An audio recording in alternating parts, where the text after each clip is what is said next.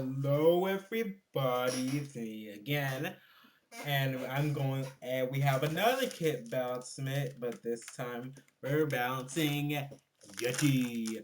My opinion, the worst destroyer kit in the game. I call the category bed breaking. So sorry, but the worst destroyer kit in the game. So we went from Jack. The first last time we talked about Jack, you can go check that video out. You're probably not going to. I'm not like go check this video out. You don't have to. Just do what you want. So now we're going to be talking about Yeti. Like last time, we're going to propose an idea and like a buff idea for the current version. If the devs don't want to completely overhaul him, and if they do want to overhaul him, I'm going to propose a overhaul to that. But first, I'm going to start off with a little bit of trivia why I personally think Yeti is not effective. So Yeti's kit ability, but as of now, is that he can freeze blocks and thus make them easier to break, so you can get to the bed easier. But I mean, this ability can get broken with Ragnar combined with Ragnar and Kit Fusion. You know, Kit Fusion, that's a little plus for Yeti right there. But as a standalone ability, it's kind of lacking as it requires great survivability because obviously even though while you're freezing the blocks, you have no protection from other opponents that could easily come up to you and start hitting you and prevent the bed.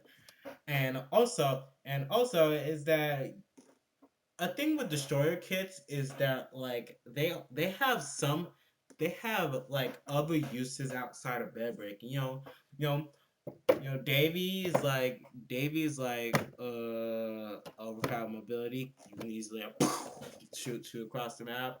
Deontay Matsu gives I'm pretty sure it gives like a slightly faster running speed. And Charge basically ensures that if you're low, you can easily escape.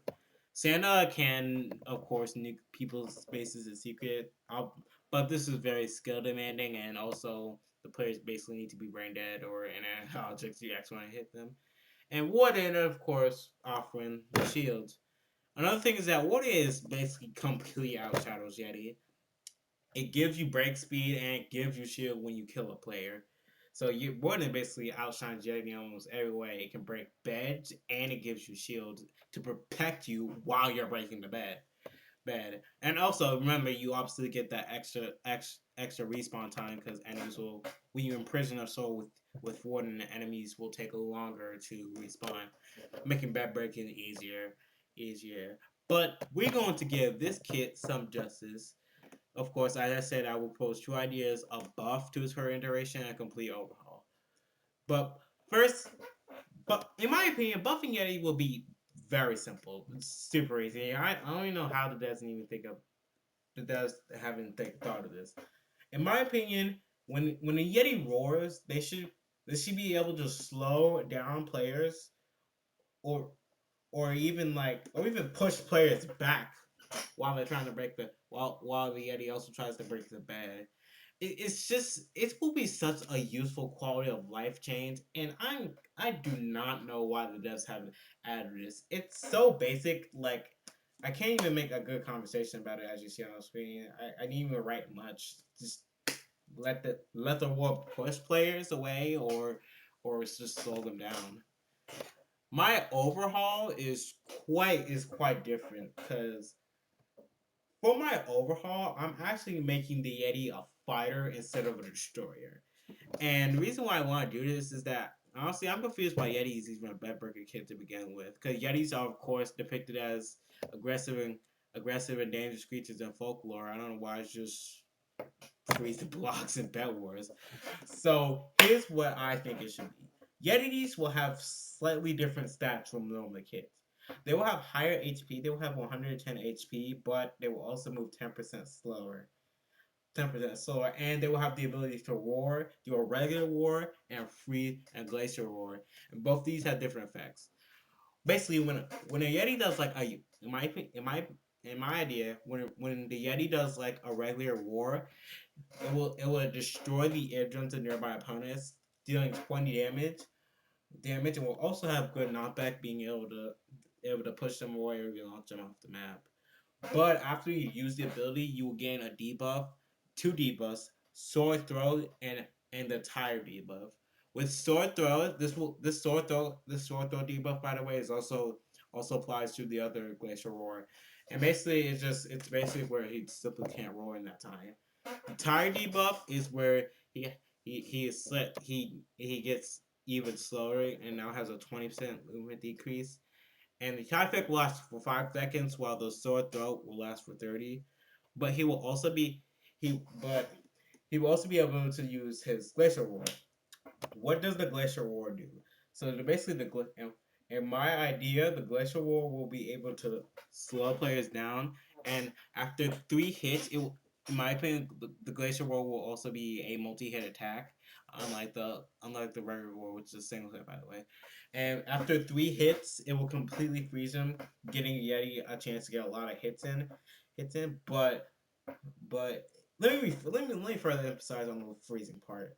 So I didn't write this down, but when an opponent like freezes like completely still, the enemy will be able to hit him or her, and it will deal extra damage.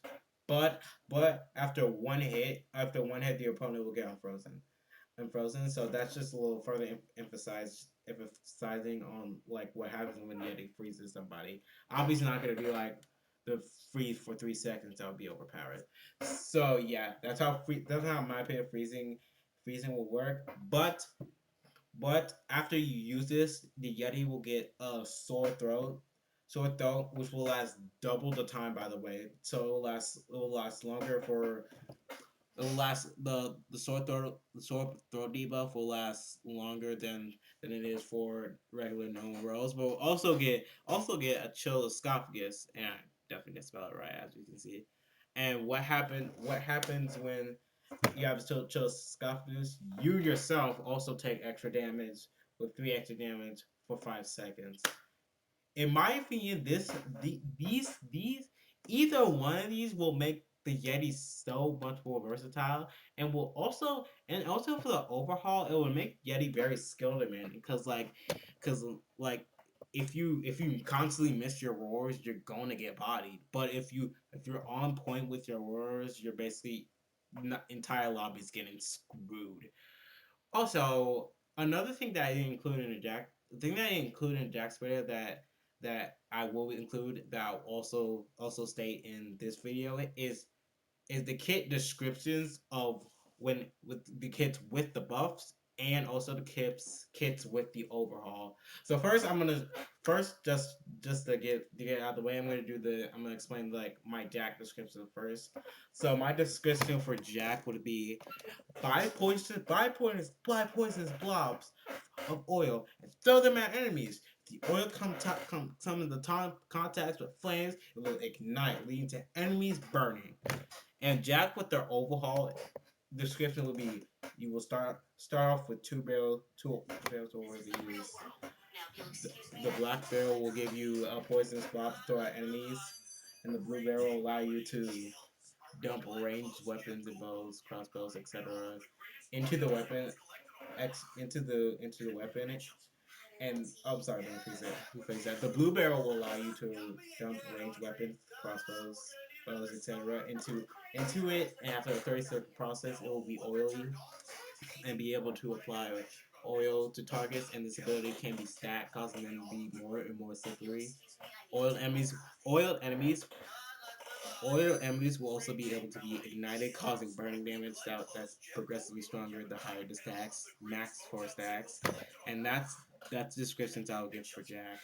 For Yeti, for Yeti, for the Yeti, if they just do the buff, the description should be that use your Glacial War on nearby blocks to make them frozen. Frozen blocks can be destroyed extremely fast, and the war will also push or freeze, depending on which one they consider, enemies. For the overhaul, it's more complex. So the description for my description for the overhaul would be: use your war ability on nearby enemies. Use your war and glacial war on nearby enemies. Excuse me. Normal walls will shatter eardrums, causing damage, and also break pushback. Glacial walls will slow down enemies, and after enough contact with it, freeze them.